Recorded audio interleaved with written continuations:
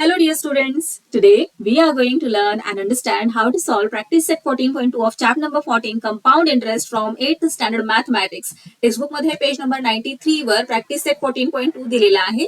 यामध्ये total 10 questions आहेत आणि यातील फर्स्ट 3 क्वेश्चन्स आपण या आधीच्या व्हिडिओमध्ये अतिशय सोप्या पद्धतीने कसे सॉल्व्ह करायचे आहेत ते अभ्यासलेले आहे. तुम्हाला जर तो व्हिडिओ पाहायचा असेल तर लिंक डिस्क्रिप्शन बॉक्समध्ये दिलेली आहे. आजच्या व्हिडिओमध्ये आपण रिमेनिंग क्वेश्चन्स सॉल्व्ह करणार आहोत. So question number 4. The cost price of a machine is 2,50,000. If the rate of depreciation is 10% per year, find the depreciation in price of the machine after 2 years. काय दिलेलं आहे question कळाला का तुम्हाला? एक machine आहे, त्या मशीनची कॉस्ट प्राइस 2,50,000 आहे आणि प्रत्येक वर्षी त्या मशीनची जी प्राइस आहे ती डिप्रिशिएट होतीये 10% ने. डिप्रिशिएट होणे म्हणजे काय तर कमी होणे. प्रत्येक वर्षी त्या मशीनची कॉस्ट प्राइस 10% ने कमी कमी होत जात आहे. तर क्वेश्चन काय विचारलाय? Find the depreciation in price of the machine after 2 years. 2 वर्षांनंतर मशीनची डिप्रिशिएशन प्राइस किती असेल? हे पहा, साधं एक्झाम्पल द्यायचं झालं तर तुम्ही सायकल घ्यायला एखाद्या शॉपमध्ये गेलात, सायकल विकत घेतली तुम्ही 10,000 रुपीजला, ओके, आणि 2 वर्ष तुम्ही ती सायकल वापरली. 2 वर्ष सायकल वापरल्यानंतर ना तुम्हाला वाटलं अरे ही सायकल आता मला खूप छोटी होती, मी दुसरी सायकल घेतो किंवा घेते. मग तुम्ही ती सायकल सेल करायला गेलात कोणाला तरी, तर तुम्हाला 10,000 रुपीजच मिळतात का? नाही की नाही. त्या सायकलची जी प्राइस आहे ती कमी झालेली असते. का कमी झालेली असते? कारण 2 वर्ष तुम्ही ती सायकल वापरली आहे ना, मग त्याची प्राइस डिप्रिशिएट होते. त्याचप्रमाणे मशीनचं सुद्धा असतं, मशीनच्या प्राइसेस सुद्धा डिप्रिशिएट होतात. आता इथे पहा, ही जी मशीन आहे त्याची कॉस्ट प्राइस दिलेली आहे 2,50,000 आणि दरवर्षी 10% ने त्याची प्राइस डिप्रिशिएट होतीये, म्हणजे कमी कमी होत जातीये. मग आपल्याला फाइंड आउट काय करायला सांगितलंय? Find the depreciation in price of the machine after 2 years. 2 वर्षांनंतर ही जी मशीन आहे त्याची डिप्रिसिएशन प्राइस आपल्याला विचारलेली आहे, म्हणजे कितीने कमी झालेलं आहे ते विचारलेलं आहे. चला तर मग इथे क्वेश्चन मध्ये आपल्याला काय काय इन्फॉर्मेशन दिलेली आहे ते आधी राईट करून घेऊयात. सो हियर प्रिन्सिपल काय आहे? प्रिन्सिपल म्हणजेच इथे काय आहे? Cost price of the machine किती आहे? 2,50,000. राईट करून घेऊयात. नाव rate of interest. Rate of इंटरेस्टला आपण कॅपिटल लेटर आर ने डिनोट करतो. क्वेश्चन मध्ये रेट ऑफ इंटरेस्ट काय दिलेला आहे? 10% पर इयर. ओके नाही, पण व्यवस्थित रीड करा. काय दिलंय ते? The rate of depreciation is 10% per year. Depreciate म्हणजे कमी होत आहे. सायकलची जी प्राइस आहे, कॉस्ट प्राइस, ती प्रत्येक वर्षी 10% ने कमी कमी होत जात आहे. म्हटल्यावर इथे या क्वेश्चन मध्ये रेट ऑफ इंटरेस्टला आपण राईट करणार रेट ऑफ डिप्रिसिएशन. किती येणार? 10% येणार का? तर नाही. हे पहा, डिप्रिशिएट होत आहे म्हणजे कमी होत आहे, ओके नाही. जी ओरिजिनल प्राइस आहे कॉस्ट प्राइस त्यामधून प्रत्येक वर्षी 10% ने कमी होत आहे. जेव्हा इन्क्रीज होत असतं तेव्हा आपण 10% असं राईट करतो इथे, जेव्हा इन्क्रीज असा शब्द असतो तेव्हा. पण इथे डिप्रिशिएशन असा वर्ड आहे, कमी होत आहे, म्हणून इथे आपण राईट करणार -10%. नाव एन म्हणजे काय? Number of years. ते दिलेले आहेत 2 years. आता क्वेश्चन व्यवस्थित रीड करा. क्वेश्चन मध्ये आपल्याला काय फाइंड आउट करायला सांगितलेलं आहे आणि कंपाऊंड इंटरेस्टचा फॉर्म्युला यूज करून आपल्याला काय मिळणार आहे. जेव्हा आपण कंपाऊंड इंटरेस्टचा फॉर्म्युला यूज करतो तेव्हा आपल्याला ए ची व्हॅल्यू मिळते आणि ए ची व्हॅल्यू म्हणजेच काय मिळणार आहे या क्वेश्चन मध्ये आपल्याला? आपण कंपाऊंड इंटरेस्टचा फॉर्म्युला यूज केल्यानंतर आपल्याला ए म्हणजेच काय मिळणार आहे? Price of the machine after depreciation. Depreciation झाल्यानंतर 2 वर्षांनी मशीनची काय प्राइस असणार आहे ती मिळणार आहे. पण क्वेश्चन रीड करा व्यवस्थित. आपल्याला काय विचारलंय? Find the depreciation in price of the machine after 2 years. 2 वर्षांनंतर डिप्रिसिएशन प्राइस काय असणार आहे? टोटल अमाऊंट नाही विचारली 2 वर्षांनंतर 10% ने कमी झाल्यानंतर. आपल्याला काय विचारलंय? डिप्रिशन कितीने कमी झालेली आहे ते विचारलेलं आहे. मग त्यासाठी आधी आपल्याला कंपाऊंड इंटरेस्टचा फॉर्म्युला यूज करून ए ची व्हॅल्यू फाइंड आउट करावी लागणार आहे आणि नंतर डिप्रिसिएशन इन प्राइस कसं फाइंड आउट करायचं ते आपण समजून घेऊयातच. आत्ताच मी तुम्हाला सगळं सांगितलं ओरली तर सगळं डोक्यावरून जाणार आहे. हे पहा, हा फॉर्म्युला आपण यूज करायचा आहे. त्याने आपल्याला ए ची व्हॅल्यू मिळणार आहे आणि ए म्हणजेच आपल्याला काय मिळणार आहे की मशीनची डिप्रिसिएशन झाल्यानंतर न काय प्राइस असणार आहे ते मिळणार आहे. सो चला इथे ए राईट करूयात आपण. A is equal to P ची काय व्हॅल्यू आहे 2,50,000 ऍज इट इज राईट केली. ब्रॅकेट ओपन 1 प्लस आर ची व्हॅल्यू आहे -10 upon 100 bracket close the whole raise to N म्हणजेच 2 नंबर ऑफ इयर्स. आता हे पहा इथे हा 0 आणि हा 0 कट होऊन जाणार. आता इथे रिमेनिंग काय आहे ब्रॅकेटमध्ये सगळ्यात आधी आपल्याला ब्रॅकेट सॉल्व्ह करायचं असतं माहिती आहे ना तुम्हाला. आता ब्रॅकेटमध्ये रिमेनिंग काय आहे 1 प्लस -1 अपॉन 10. आपण जरा इथे खाली जागा करून घेऊया. येस. आता आपल्याला ऍडिशन करायची आहे. ऍडिशन करण्यासाठी डिनॉमिनेटर सेम असावे लागतात पण इथे 1चा काहीच डिनॉमिनेटर नाहीये बरोबर. ज्याचा काहीच डिनॉमिनेटर नसतो त्याचा 1 डिनॉमिनेटर असतो. आता इथे आपल्याला 10 करायचं आहे. मग 10 करण्यासाठी 1 ला 10 ने मल्टिप्लाय करावं लागणार. मग जर खाली 10 ने मल्टिप्लाय केलं तर वर सुद्धा या न्यूमरेटरला सुद्धा 10 ने मल्टिप्लाय करावं लागतं. हा रूल आहे तुम्हाला माहिती आहे. सो इथे होणार 10 अपॉन 10. नेक्स्ट स्टेप मध्ये राईट करूयात आपण. हे पहा अशा प्रकारे 10 upon 10 plus -1 upon 10 bracket close the whole raise to 2. आता पहा इथे दोन्हीकडे डिनॉमिनेटर सेम झालेले आहेत. सो यांना आपण ऍज अ कॉमन डिनॉमिनेटर म्हणून खाली राईट करूयात. आणि वरती पहा वरती न्यूमरेटर मध्ये काय येणार 10 प्लस -1. आता इथे आहे प्लस इथे आहे मायनस. तुम्हाला माहिती आहे प्लस मायनस काय होत असतं मायनस होत असतं. सो नेक्स्ट स्टेप मध्ये राईट करूयात आपण 10 -1 आणि डिनॉमिनेटर मध्ये 10 bracket close the whole raise to 2. 10 मधून 1 सबट्रॅक्ट केल्यानंतर 9 रिमेनिंग राहतात. सो नेक्स्ट स्टेप मध्ये आपण राईट करून घेऊयात 9 upon 10 bracket close the whole raise to 2. The whole raise to 2 म्हणजेच 9 अपॉन 10 2 टाइम्स मल्टिप्लाय होत आहे. सो नेक्स्ट स्टेप मध्ये राईट करून घेऊयात 2,50,000. आता इथे कोणतंच साईन नाहीये म्हणजे मल्टिप्लिकेशनचं साईन आहे तुम्हाला माहिती आहे. So into 9 upon 10 into 9 upon 10. आता हा 0 जाणार हा 0 जाणार हा 0 गेला हा 0 गेला. आता डिनॉमिनेटर मध्ये काही शिल्लक नाहीये. न्यूमरेटर मध्ये काय काय आहे 2,500 इंटू 9 इंटू 9. 9 इंटू 9 किती होतं 81 राईट. सो 2,500 ला 81 ने मल्टिप्लाय करूया. प्रोडक्ट आपल्याला मिळालेला आहे 2,02,500 राईट करूया 2,02,500. आता 2,02,500 हे आपल्याला काय मिळालं आहे तर ए ची व्हॅल्यू मिळालेली आहे. ए म्हणजे काय price of the machine after depreciation. म्हणजे 2 वर्ष मशीनची प्राइस 10% ने कमी कमी होत गेली की नाही. मग 2 वर्षांनंतर मशीनची काय प्राइस झालेली आहे ती प्राइस आपल्याला इथे मिळालेली आहे. पण क्वेश्चन मध्ये आपल्याला हे विचारलेलं नाहीये की दरवर्षी 10% ने मशीनची प्राइस कमी झाल्यानंतर मशीनची कॉस्ट प्राइस किती असेल असं नाही क्वेश्चन विचारलेला. आपल्याला क्वेश्चन मध्ये काय विचारलेलं आहे क्वेश्चन मध्ये आपल्याला डिप्रिसिएशन प्राइस विचारलेली आहे. म्हणजे कितीने डिप्रिशिएट झालेली आहे ते विचारलेलं आहे. म्हटल्यावर इथे आपल्याला काय करावं लागेल कॉस्ट प्राइस मधून ही जी डिप्रिसिएशन आपल्याला प्राइस कॉस्ट प्राइस मिळालेली आहे ती मायनस करावी लागेल हो की नाही. सो चला मायनस करूयात. Depreciation in price is equal to cost price minus price of the machine after depreciation. So cost price आधी काय होती 2,50,000 मायनस 2,02,500. आता या दोघांचं सबट्रॅक्शन केल्यानंतर आपल्याला आन्सर मिळतं 47,500. सो जी डिप्रिसिएशन प्राइस आहे ती काय आहे 47,000. क्वेश्चन कळालं का तुम्हाला.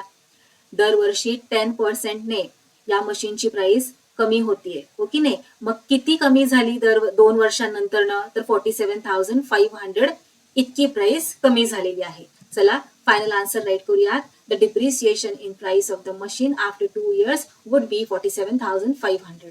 नेक्स्ट क्वेश्चन पाहूयात. Find the compound interest if the amount of a certain principal after 2 years is 4,036.80 rupees at the rate of 16% per annum. Question कळाला का तुम्हाला. जेव्हा कधी आपल्याला क्वेश्चन एखादा दिला जातो तो सॉल्व्ह करायचा असतो तेव्हा क्वेश्चन कळणं.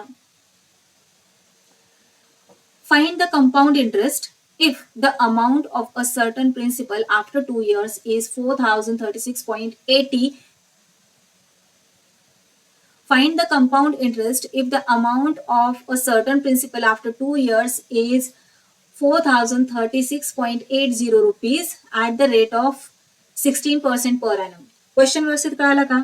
क्वेश्चन सॉल्व्ह करण्यासाठी क्वेश्चन कळणं खूप महत्वाचं आहे. क्वेश्चन मध्ये काय काय इन्फॉर्मेशन दिलेली आहे आणि आपल्याला नक्की काय फाइंड आउट करायला सांगितलंय ते समजणं खूप इम्पॉर्टंट आहे. हे पहा, इथे सरळ सरळ त्यांनी दिलेलं आहे find the compound interest. So आपल्याला कंपाऊंड इंटरेस्ट फाइंड आउट करायचा आहे आणि कंपाऊंड इंटरेस्ट फाइंड आउट करण्यासाठीचा फॉर्म्युला आपल्याकडे आहे. पण त्या फॉर्म्युल्याने आपल्याला कंपाऊंड इंटरेस्ट मिळत नसतो, त्या फॉर्म्युल्याने आपल्याला अमाऊंट मिळत असते. पुढे जाऊन तुम्हाला कळणारच आहे जसं जसं आपण हा क्वेश्चन सॉल्व्ह करणार आहोत. पण त्याही आधी क्वेश्चन मध्ये काय काय दिलेलं आहे ते समजून घेऊयात. If the amount of a certain principal after 2 years is 4036.80 rupees. आता इथे प्रिन्सिपल दिलाय का? प्रिन्सिपल नाही दिलं, सर्टन प्रिन्सिपल म्हटलेलं आहे. मग काय दिलंय? हे 4036.80 रुपीज काय आहे? तर अमाऊंट आहे. Amount of a certain principal after 2 years is amount is 4036.80. So इथे अमाऊंट आपल्याला दिलेली आहे, प्रिन्सिपल दिलेलं नाहीये. त्यानंतर ना रेट ऑफ इंटरेस्ट येस दिलेला आहे. त्यानंतर ना नंबर ऑफ इयर्स दिलेले आहेत 2 years. आणि तुम्हाला माहित आहे की जेव्हा कधी आपण, मी आताच तुम्हाला म्हणाले की कंपाऊंड इंटरेस्टचा फॉर्म्युला यूज करून आपल्याला ए ची व्हॅल्यू मिळत असते, बरोबर. ए म्हणजे टोटल अमाऊंट. ए मध्ये काय काय इन्क्लूड असतं? तर प्रिन्सिपल प्लस इंटरेस्ट इन्क्लूड असतो, बरोबर. मग आपल्याला इंटरेस्ट फाइंड आउट करायला सांगितलेला आहे. आलं का लक्षात? आपल्याकडे ए ची व्हॅल्यू आहे, प्रिन्सिपल त्यांनी दिलेलं नाहीये आणि इंटरेस्ट आपल्याला फाइंड आउट करायला सांगितलेला आहे. चला तर मग कंपाऊंड इंटरेस्टचा फॉर्म्युला तुम्हाला माहित आहे, तो इथे आपण राईट करून घेऊयात आणि व्हॅल्यूज सबस्टिट्यूट करून घेऊयात. सो हे पहा, व्हॅल्यूज आपण सबस्टिट्यूट करून घेतलेल्या आहेत. आता इथे सगळ्यात आधी ब्रॅकेट सॉल्व्ह करायचं आहे. व्हॅल्यूज काही रिड्यूस होत आहेत का? तर हो, होत आहेत. 4 4s are 16 आणि 4 2s are 8. 10 मधून 8 गेले, 2 राहिले, 2 0 20 झाले आणि 4 5s are 25. So next step मध्ये आपण राईट करूयात. हे पहा, अशा प्रकारे 4/25 bracket close the whole raise to 2. आता हे पहा, ब्रॅकेट मध्ये आपल्याला ऍडिशन करायची आहे आणि जसं की तुम्हाला माहित आहे इथे आपल्याला डिनॉमिनेटर कॉमन करायचं आहे. कॉमन म्हणजे सेम करायचं आहे. सेम करण्यासाठी काय करावं लागेल? या 1 ला 25 ने मल्टिप्लाय करावं लागणार. मग फक्त डिनॉमिनेटरलाच करून चालतं का? नाही, दोन्हीकडे करावं लागतं. सो दोन्हीकडे मल्टिप्लाय केल्यानंतर आपल्याला हे पहा अशा प्रकारे मिळणार आहे. ओके, सो झाले, सेम डिनॉमिनेटर झाले. मग या सेम डिनॉमिनेटर्सला ऍज अ कॉमन डिनॉमिनेटर म्हणून नेक्स्ट स्टेप मध्ये हे पहा अशा प्रकारे आपण राईट करूयात. आणि न्यूमरेटर मध्ये काय आहे मग? 25 plus 4. So 25 plus 4 upon 25 the whole raise to 2. आता 25 प्लस 4 किती झाले? 29. सो नेक्स्ट स्टेप मध्ये आपण राईट करून घेऊया 29 upon 25 the whole raise to 2. आता द होल रेस टू 2 म्हणजे काय? तर 29 अपॉन 25 2 टाइम्स मल्टिप्लाय होत आहेत. सो हे पहा अशा प्रकारे आपण राईट करून घेऊयात. आपल्याला या पी ची व्हॅल्यू फाइंड आउट करायची आहे. मग एकट्या पी ला आपण इक्वल टू च्या राईट हँड साईडला ठेवूयात आणि बाकी जे काही आहे त्याला इक्वल टू च्या लेफ्ट हँड साईडला पाठवून देऊयात. पण जेव्हा लेफ्ट हँड साईडला व्हॅल्यूज जात असतात तेव्हा त्यांचं साईन चेंज होतं, अपोजिट साईन मध्ये ते चेंज होतात. आता इथे 25 इंटू 25, हा 25 आणि हा 25 डिवाइड होतोय, बरोबर. मग जेव्हा इक्वल टू च्या लेफ्ट हँड साईडला जाईल तेव्हा ते दोघंही मल्टिप्लिकेशन मध्ये चेंज होतील, हो की नाही. इथे डिनॉमिनेटर मध्ये आहेत, इकडे गेल्यावर न्यूमरेटर मध्ये जाणार आणि इथे जे न्यूमरेटर मध्ये आहे ते डिनॉमिनेटर मध्ये जाणार. हे पहा अशा प्रकारे. So 4036.80 as it is. आता इथे जे डिनॉमिनेटर मध्ये आहे ते न्यूमरेटर मध्ये जाणार.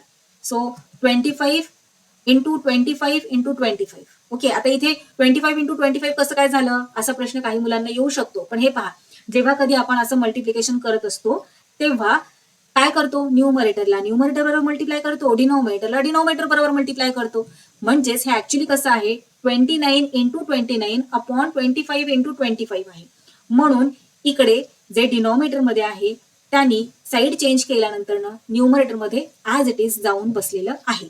आलं लक्षात? आता डिनॉमिनेटर मध्ये काय येणार? जे इथे न्यूमरेटर मध्ये आहे ते डिनॉमिनेटर मध्ये येणार. So 29 into 29 is equal to P. Okay, आता काहीच काटकूट करता येत नाही आपल्याला, हो ना. म्हटल्यावर काय करणार? आपल्याला डिवाइडच करावं लागणार. सो चला हे पहा, डिवाइड करूयात. 25 इंटू 25 केल्यानंतर 625 येतं. 25 चा स्क्वेअर माहिती आहे ना, लर्न आहे ना सगळ्यांना. सो 625. 4036.80 ला 625 ने मल्टिप्लाय केल्यानंतर ना आपल्याला फायनल प्रोडक्ट मिळतं हे वालं. सो हे प्रोडक्ट आपण ऍज इट इज इथे राईट करून घेऊयात आणि डिनॉमिनेटर मध्ये 29 into 29 is equal to P. आता हे पहा, आपण 29 ने न्यूमरेटरला डिवाइड करू शकतो का? तर आय थिंक हो आपण करू शकतो. ज्यांना 29चा टेबल लर्न आहे ते अगदी व्यवस्थित लगेच नंबर्स पाहिल्या सांगू शकतील की हो आपण 29 ने या नंबरला डिवाइड करू शकतो. हे पहा, डिव्हिजन केल्यानंतर ना रिमाइंडर 0 आलेला आहे आणि कोशंट आपला आलेला आहे 87,000. सो इथे आपण राईट करूया 29 1 जार 29 आणि 29 ने डिवाइड केल्यानंतर ना 87,000 आपला आन्सर आले. आता या 87,000 ला सुद्धा आपण 29 ने इझिली डिवाइड करू शकतो. हे पहा, 29 1 जार 29, 29 3 जार 87. पहा, 29चा टेबल लर्न आहे ना तुमचा. 29 3 जार जर केलं तर तुम्हाला 87 आन्सर मिळतं. सो 29 3 जार 87 आणि हे 0 ऍज इट इज जाऊन बसणार कोशंट मध्ये 3 zeros. So P is equal to आपल्याला मिळालेला आहे 3000. आता पी आपल्याला काय मिळालंय? प्रिन्सिपल मिळालेला आहे. आपल्याला काय फाइंड आउट करायला सांगितलेलं आहे? इंटरेस्ट फाइंड आउट करायला सांगितलेलं आहे. आणि तुम्हाला तर माहितच आहे की आपण इंटरेस्ट कसा फाइंड आउट करतो. आपला फॉर्म्युला आहे की नाही आपल्याकडे, amount is equal to principal plus interest. हो की नाही? आपल्याकडे अमाऊंट आहे आणि आता प्रिन्सिपल सुद्धा आहे. इंटरेस्ट फार इझिली फाइंड आउट करू शकतो. चला तर मग व्हॅल्यू सबस्टिट्यूट करूयात. हे पहा, व्हॅल्यू सबस्टिट्यूट केल्यानंतर आता या आयची व्हॅल्यू म्हणजे इंटरेस्ट आपल्याला फाइंड आउट करायचंय म्हणून एक त्या इंटरेस्टला इक्वल टूच्या राईट हँड साईडला ठेवूयात आणि 3000ला पाठवूयात इकडे लेफ्ट हँड साईडला. सो लेफ्ट हँड साईडला जाते वेळी इथे प्लस साईन आहे, इकडे गेल्यावर मायनस होणार. So minus 3000 is equal to I. 4036.80 मधून 3000 सबट्रॅक्ट करूयात. हे पहा, सबट्रॅक्ट केल्यानंतर आपल्याला आन्सर मिळालेला आहे 1036.80. राईट करूयात 1036.80. सो 1036.80 काय आहे? इंटरेस्ट आहे. सो क्वेश्चन नुसार आपल्याला इथे कंपाऊंड इंटरेस्ट फाइंड आउट करायला सांगितलेला होता. आपण इथे कंपाऊंड इंटरेस्ट अशा प्रकारे फाइंड आउट केलेला आहे. फायनल आन्सर राईट करूयात. The compound interest after 2 years would be 1036.80 rupees. Question number 6. A loan of 15,000 rupees was taken on compound interest. 15,000 rupees चा लोन कंपाऊंड इंटरेस्ट वर घेतलेलं आहे. If the rate of compound interest is 12 PCPA, जर compound इंटरेस्टचा rate काय आहे? 12 PCPA आहे, म्हणजे 12% per annum आहे. तर फाइंड आउट काय करायला सांगितलेलं आहे? Find the amount to settle the loan after 3 years. 3 वर्षांनंतर लोनची परतफेड करते वेळी टोटल किती अमाऊंट भरावी लागेल? सरळ साधा सोपा असा प्रश्न आहे. या क्वेश्चन मध्ये प्रिन्सिपल काय आहे सांगा बरं मला. किती लोन आहे? 15,000 रुपीजचं. सो प्रिन्सिपल आहे 15,000 रुपीज.